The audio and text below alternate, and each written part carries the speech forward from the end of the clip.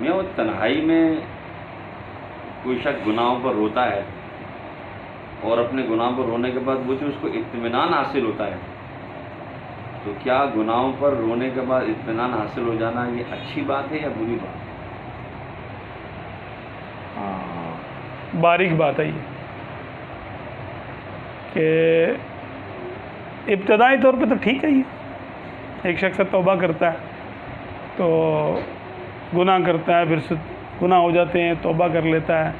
اور دل اس کا ٹھنڈا ہو جاتا ہے، دل مطمئن ہو جاتا ہے، اچھی بات ہے یہ۔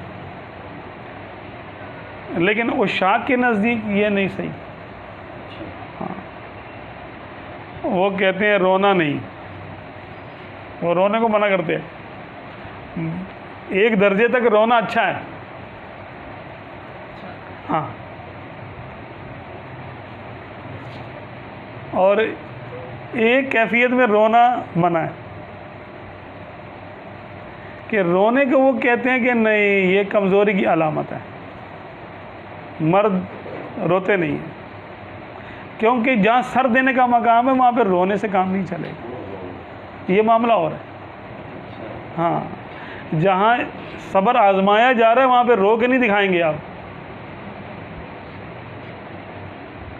جہاں صبر آزمایا جا رہا ہے وہاں پہ رونا نہیں ہے۔ ہاں، گناہوں پہ تو بندہ روئے گا، لیکن عشق کا معاملہ جب شروع ہوتا ہے نا ان کا،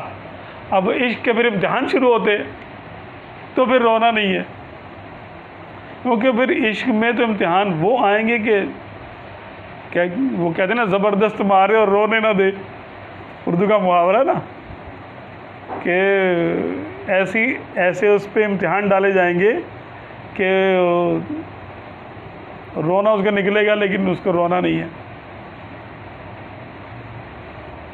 یہ معاملہ۔ لیکن یہ تو بہت اوپر کی بات ہوگی، عام طور پہ تو یہ ہے کہ بھائی جتنا رو سکے روئے بندہ، اللہ کی بارگاہ میں رو رہا ہے۔ اچھا، کوئی